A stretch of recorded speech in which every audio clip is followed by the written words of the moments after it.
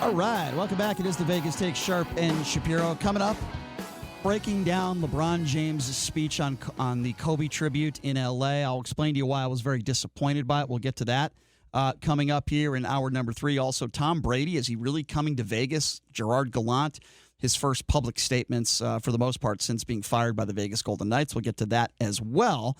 But we want to start by talking here a little bit about Michael Avenatti and an update from our producer, Jason Stein, and then we have some audio to play for you. Jason, what can you tell us about the latest, what's going on with Michael? Right now in Manhattan, a lawyer for Nike is being cross-examined in the case about whether or not Nike made some payments to some athletes.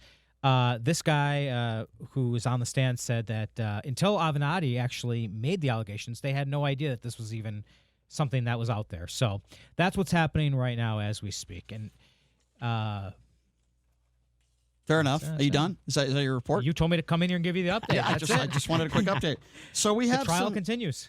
So we have some audio that we're going to be playing for you. It's not on my cut sheet for whatever reason, but anyway, we have some audio. This is give me an update on what or at least tell us what this audio is. Right, Brian, now, can you tell the listeners what a cut sheet is? No, nobody cares. Go ahead. You could be like Brian Kilmeade. Cut number 65. No, I do want to talk more about your wife's plastic surgery. Right. Okay. Right. In all seriousness, what this is a tape that was played. This is a tape that was played Friday in the trial, in the Nike trial. Okay, this was played Friday. This is a minute and a half of Avenatti back in March in a meeting where he was threatening to reveal allegations by his client, Coach Gary Franklin. So this is a private conversation, and Avenatti didn't know he was being recorded. The Nike people were recording him at the request of the FBI back in March. All right, okay? so this is interesting. And so what this comes down to, and you're going to listen for yourself, is it what the defense says is that Avenatti's just being a hard-nosed lawyer that is negotiating with these people. Yeah. Or does this rise to the level of extortion? The reason why I wanted you to explain that for the record is because it's not on the cut sheet that you gave me. Yeah, I know. Yeah, so you made a boo-boo. Can you admit that you made a mistake? I made the mistake in thinking you could actually remember anything, that you need everything written down. No, that's what a cut sheet is for. When you do a 3-hour show, that's the producer's job and responsibility. Well, I'm saying we have the cut, so let's play the cut. Thank you. Can you admit that you made a mistake, though? Yeah, I'm wrong. And I'm wrong about everything last week, too. No, you're just not very tall. That's all. It's just a big blanket apology. Yes. You're just not very tall. That's all. You're not allowed to go on some of those Disney rides. All right, well, fine. Let's play this audio. This is Mike Avenatti not knowing that he was being recorded. Here it is. Have a listen. We're going to get $1.5 million for our guy, and we're going to be hired to handle the internal investigation. And if you don't want to do that, we're done. I mean, this isn't that no, just listen. Go ahead. I want to be really clear with you. Okay. I'm not around with this, and I'm not continuing to play games. And I don't, this isn't complicated. You guys know enough now to know you got a serious problem. And it's worth more in exposure to me to just blow the lid on this thing. A few $1 million doesn't move the needle for me. I'm just being really frank with you. So if that's what is being contemplated, then let's just say it was good to meet you, and we're done. And I'll proceed with my press conference tomorrow, and I'll hang up with you now, and I'll call the New York Times, who are awaiting my call. I'm not around with this thing anymore. So if you guys think that we're going to negotiate $1.5 million and you're going to hire us to do an internal investigation, but it's going to be capped at $3 or $5 or $7 million, let's just be done. So, Michael, I hear you. And I'll go take $10 billion off your client's market cap, but I'm not around. Michael, I hear you. You did put a number. No, I don't think you do.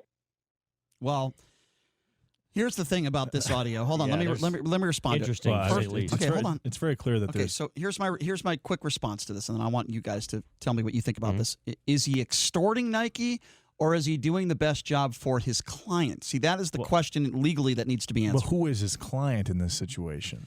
Well, we know who he was representing, but the bottom line here is this: who was he representing? He didn't know that he was being recorded. I don't know the legalities of that. Some states are single party, some states are not single party. And if it's a single party state where it's just one person, if I have a conversation with you, for example, in Nebraska, I can record that conversation without you knowing. but that cannot take place in Nevada. So, and it's the same thing with California. So I don't know what the law is in. I believe he was in New York when he had this conversation. I don't know what that law is, but I know that if it was a single party conversation, then I'm guessing this lawsuit wouldn't be taking place. These criminal proceedings wouldn't be happening. I'm sure it's a double party. And by the way, I think that his this client would be totally thrown out. Just but to answer who is he representing? Just to answer your question, Coach Gary Franklin is his client. Franklin had the goods on Nike allegedly, so that's who he was representing. And again, it boils down to this: do you have an attorney that's trying to do the best job for his client and saying, he has this type of information, it's going to hurt your company, settle this with us? Well, clearly he is.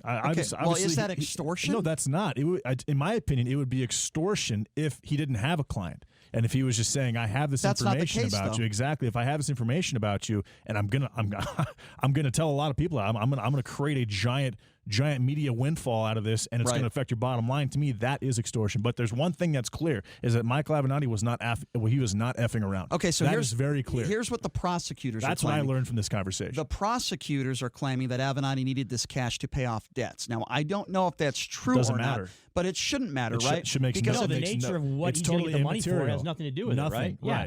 Well, it's about the actual actions going. And that indicates a poor case on their half. Look, Brian and JD, here's the deal. As someone who is a layperson, the average Joe, after listening to that phone call, all I think about Nike is screwed either way, right? I think Nike is screwed if they have to pay off Avenatti, and then they're screwed if they don't, obviously. And Michael Avenatti points that out in that phone call. So that's what I got out of that. I'm surprised that they didn't just pay him off. Right.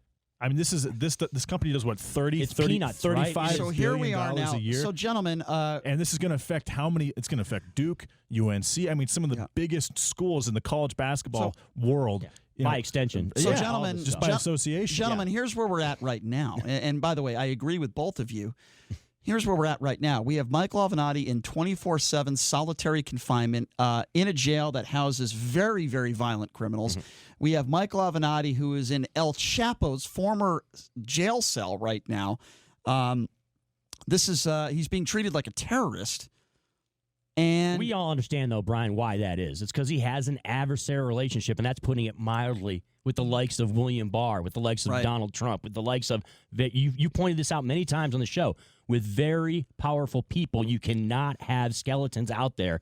That's kind of what the whole way he's being treated, as far as the jail cell and basically the persecution. It has to do with that, right? It has nothing to do with the actual details of this case. I agree with that, and I've said it a billion times on this show, and I'll say it again because I think it's a very important point that I make. I don't know whether Michael Avenatti committed a crime or not. Here's what I do know.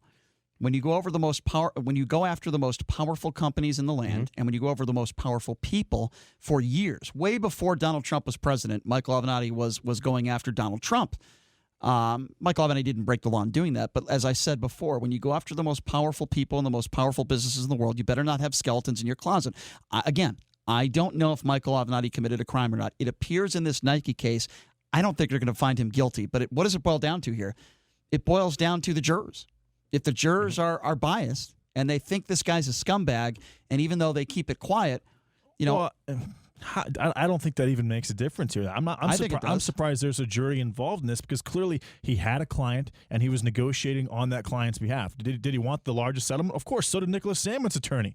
What separates the two? Again, it would be different if he was just kind of a whistleblower, if you will, who got this information, who would be literally threatening to extort Nike out of a bunch of money, or they would give this information to the public. So I don't think that a jury it should even matter. The judge is going to realize, obviously, this guy was representing his client, and he's trying to get the biggest possible settlement, like any other attorney in the United States would do. Well, I hope so, but it's the people out there that go after Michael Avenatti, the people that create fake social media accounts and have nothing better to do with their time than to call this guy the creepy porn lawyer. Tucker Carlson, by the way, is a complete scumbag. So is Laura Ingraham. They're the ones that, it's really interesting in me, because the evil racist witch in Laura Ingraham didn't mention Kobe Bryant on her show once last week.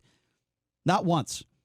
But she has no problem talking about Michael Avenatti. Same thing with Tucker Carlson. Yeah, that's very surprising, considering she attacked Nipsey Hussle and a couple of other African-American athletes. Well, that's why I call her evil. I mean, the fact that she didn't mention Kobe, are you sure? No, she didn't. Yes, I am. Not one, yes, I am. Not one time? Sean Hannity did.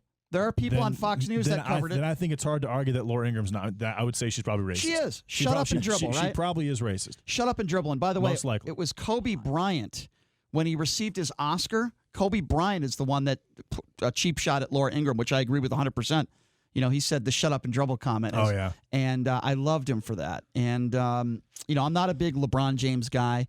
We're going to talk about that coming up next segment. I'll give you my reasons why. But, you know, the fact that some on Fox News, and by the way, the day of Kobe Bryant lost his life and his 13-year-old daughter and 7 others, they decided to play a pre-recorded show of Mark Levin, not mentioning Kobe once. To me, that is utterly disgusting. CNN didn't do that. MSNBC didn't do that. All the networks, even ABC National, broke into the normally scheduled programming and covered Kobe Bryant. I'm not saying you do that now. I'm not saying you do that even a day after. But the night of for Fox News to do that is disgusting. And the fact that Laura Ingraham every day does her show on a national platform, same thing with Tucker Carlson, and they chose not to even cover this Kobe Bryant tragedy, but yet every single day they'll talk about people like Michael Avenatti and attack him. They'll talk about the shift show. You know, they'll go politics every single day.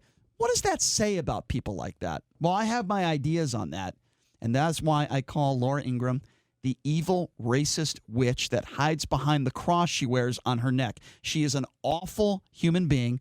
All she cares about is one thing: ratings and money. She doesn't care about doing the right thing. And I'll say the same thing about Tucker Carlson, and it was literally a week after 22 people lost their lives in Texas, El Paso, and Tucker, white privilege Carlson, is the one that said the idea of white supremacy is a hoax.